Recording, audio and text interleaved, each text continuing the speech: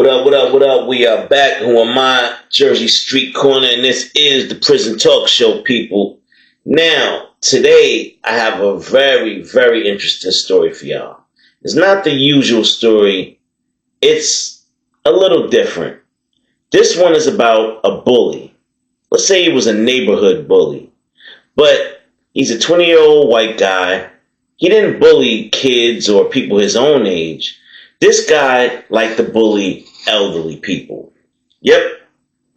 You're talking about a guy who preyed on the old. And that's probably one of the worst criminals you're ever going to come across in your life. Because that means they don't care about their own mama or their own daddy. They don't care about their own grandparents. They got a lot of things going on with them if their main thing is to rob and steal and hurt old people. So, this guy's name was Jason. And where he was from, it was perfectly fine. He wouldn't get in trouble. He would just lie and say he ain't had nothing to do with it. And he would normally get away with it. Because, you know, when you come from privilege, they don't second guess you. They just, it couldn't have been him. No way he did that. No way. And he would get away with things over and over, y'all. This guy was running up on old ladies, snatching their purses, following them around supermarkets, pickpocketing them. He would snatch a cane right from under an old man while he's walking with it, y'all. Make him fall. I mean, this guy's caused serious injuries before. People done broke legs, arms, you know, because he done pushed them over, or all types of stuff. You know, a lot of elderly people live on fixed incomes. He done stole people's cash that they had for the whole month to survive on. He ain't care. He don't care if they eat, if they got a place to sleep, if their lights get cut off. He ain't care about none of that. This guy would stalk old people at the ATM machines, y'all. We're talking about a true monster. But mind you, Jason's a scrawny little white boy.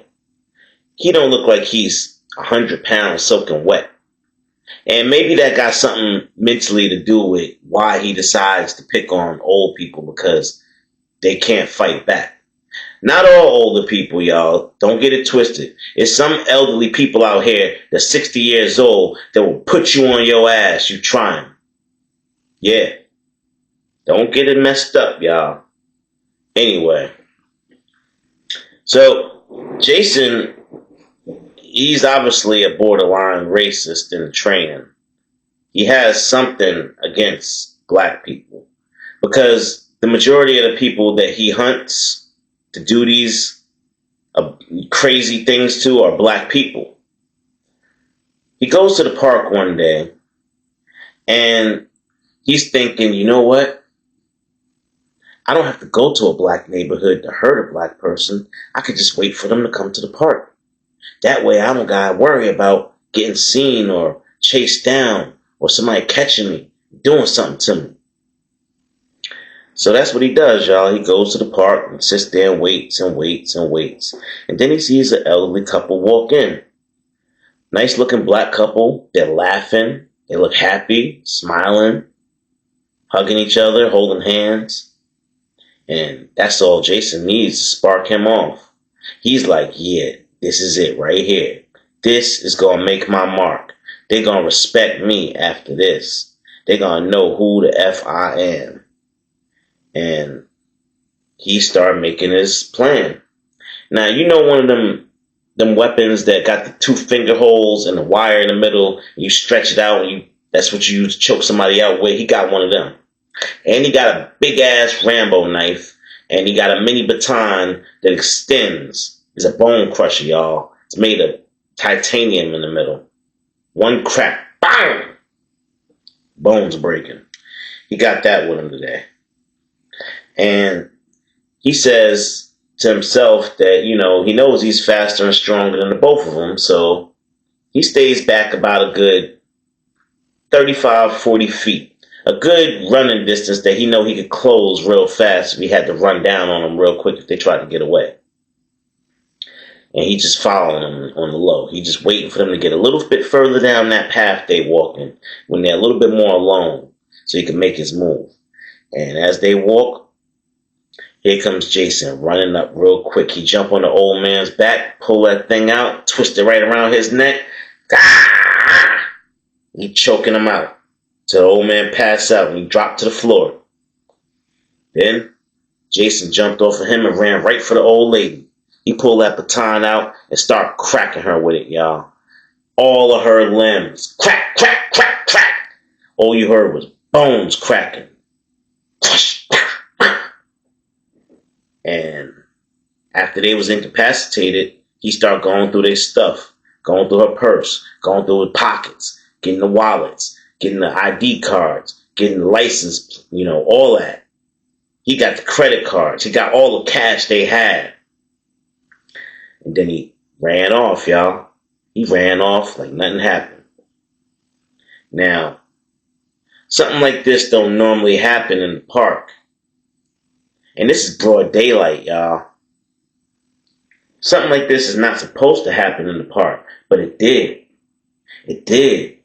And guess what, y'all? This couple that he assaulted, they got stained where they from. They are very well respected in the neighborhood they come from. And Jason is going to find out the hard way where they come from. If you ain't hit that like button yet, smash that button like you running out of time. Now, by the time someone heard the old lady moaning and crawling around and the cops showed up, the old man was unalived, y'all. Jason just caught a body. But on top of that, in the neighborhood the black couple come from, they was very respected because they were a long-standing staple of the community. And they just happened to be the grandparents of one of the most ruthless killers of a very violent gang, y'all. Yep. Now, I can't get into the particulars of the gang member or his name, but let's just say he was a high-ranking Crip. And he was doing 15 for an attempted M. And y'all already know the vibes. He had soldiers inside and he had soldiers outside. Business don't stop just because you get locked up, y'all. When word finally got back to him what had happened to his grandparents, he started putting his plan in motion, y'all. And his plan was so diabolical. Not only did he plan to put hands on old boy Jason, because he knew Jason was going to get caught for what he did to his grandfather. He knew that he was coming inside the prison system. But he had plans to touch everybody Jason loved. His parents, his sister, his uncle, everyone. He was going to strategically wipe all of them out from inside the prison system, y'all. Yeah. And Jason was going to be last. He wanted Jason alive long enough to see and hear what happens to his whole family for what he did. No injustice will go unpunished in prison. Please do remember that, people. Prison is not a playground. You don't just walk around all day high on drugs and drunk off hooch and have a merry old time. Nah, there's politics involved. And if you cross the wrong lines, you will be dealt with. Well, let me tell y'all something. Jason crossed the wrong lines before he even entered the prison system. He don't even know he got a bounty on his neck. Any prison he go to, the Crips is on him. They got word. They got description. They know exactly who he is Plus, the guard's gonna tell him who he is anyway. Yeah, it's like that. So, Jason is about his business. You know, he's out there in the streets doing what he normally does. He don't even know that he caught a body. And he's just out here actually looking for more victims, y'all. He out here looking for more victims. And he's just out here looking to rob some more old people. Now, get in the comment box, y'all. What y'all think about that? How y'all feel about that? Should somebody like that preys on old people, should they throw the book at him? Should he be sentenced to a life sentence, or should they be easy on him and give him something, like a 1 or 2 year bid? What y'all think, y'all? Me personally, I think if you prey on the elderly, I think you should receive a life sentence. I don't want to hear no talking. I don't want to hear it was a mistake. I was young. I didn't know what was going on. Well, you got plenty of time to figure it out, buddy. Because ain't no way you going to hurt a pillar of the community, an elderly person that's been around for decades, that raised what could be your mama, your papa, and you just gonna disrespect like that? That's like taking an eraser and erasing the past, my boy. Nah, you got to pay for that. Don't mind me, y'all. I get real emotional when it comes to people like this. Doing time would do that to you. You couldn't be in the cell next to me with charges like that. Hell no. Anyway, y'all, back to this story. So, people started getting hit up. His family members, Jason's family members started getting hit up left and right. And Jason, like, what the heck going on? His dad didn't come home from work one day. They said they found him hanging in the back room of his job with a note in his pocket. It said 1 down, 10 to go. And they're like, what the hell? What the hell going on? Then, 2 days later, his cousin. They found her tied to her bed by her neck. Yeah, y'all. They had something tied around her neck all the way around the bed. They chopped off a couple of her fingers and stuffed them up her nose and put the note in her mouth. 2 down. Now, y'all, things are getting crazy. They go to question Jason. To ask him if he knows anything about what happened in the park the other day. Because he's starting to look like the description that was given. And I know y'all like, I thought he was alone in the park. I thought it's always somebody in the park, y'all. It's always somebody in the park. It was a homeless guy that lived in that park that was camping out in the woods, y'all. And he saw Jason. He saw what he did. And he can actually ID him, but he's scared. He don't want to do a lineup. But he gave them a description. So that's why the cop approached and said, you look like a suspect that we're looking for. I want to bring you in for some questioning. And Jason, automatically, he's like, damn, well, what did I do? All right, whatever. He thinking he about to get it off, y'all. Jason's used to going into these, police stations for questioning, and he just used his arrogance and brush it off like, well, you know where I come from. Stuff like this happens sometimes, but I don't agree with it. I had nothing to do with it. And lied through the skin of his teeth, y'all. And it wasn't going like that this time. They had the sketch artist draw that picture. They got him right next to the picture. And they're like, I don't know, man. It looks an awfully lot like you.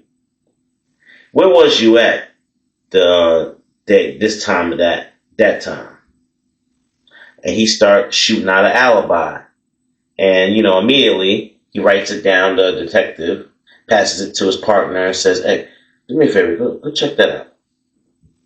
Now, Jason's scared as hell because he know that alibi ain't gonna check out. He was nowhere near where he said he was. He don't got no receipts. He don't got nothing to prove it. But where Jason was in a public area. And I don't know if y'all know it, but most public areas have cameras, y'all. Yep. If you didn't know it, if you are in a public park, the chances of a hidden camera being in that park are high. 89%. Yeah, y'all. It's a park. It's a government park. Who do you think's watching those cameras? Because things that happen in parks, that's not city. That's not state. That's FBI. You don't do no dirt in the park. Anyway, just figured I'd let y'all know that. Anyway, y'all. They going through footage from that night in the park. And, well, they got a pretty good idea of who it is. They got some blurry pictures, but they do have pictures. Now, they got the computer guys working on zooming in and filtering and getting them pictures clearer. But in the meantime, they just going to apply pressure to Jason because he looked like he going crack. You know the type. So, excuse me, y'all. Jason, they said, you know what? We're going to let you go home on your own recognizance today. Stay in town. Don't leave. We have more questions. We'll be calling you. They let him go home. Immediately, another detective follows him. He don't know he's being followed. They want to see Jason's patterns. They want to see what is he up to. And what does this idiot do? He goes right back. At least he went back to his own neighborhood and started looking around for people to rob. And now the officer, or detective rather, he's not going to arrest him for robbing nobody. He just wants to see his patterns. And he's following and watching him. And well, he's getting a good idea how violent Jason can be. And he sees him picking on elderly people. Now, they didn't make the connections yet about Jason's family members getting knocked off and, anything that Jason could have possibly done to spark this. But then, once the detective comes back and says, hey, listen, that whole alibi, that was some bullshit. He was definitely not there. But the phone in his pocket pings him at the very same park when that incident happened. Not only that, we just realized that the two people that got unalived earlier this week are related to him. And we just realized the elderly couple, the old man that he unalived, he's related to a gang member. And now the wheels are turning, y'all. Now you got all different type of agencies involved in this. They're like, okay, something's going on. The wheels already start turning. We might not be able to stop this. And in the middle of that conversation, one of the detectives' phones rang. And he's like, oh, crap. He answers it. What do you got? We got another one, boss. Another what? Well, looks like another suicide, homicide. I don't know what to call it.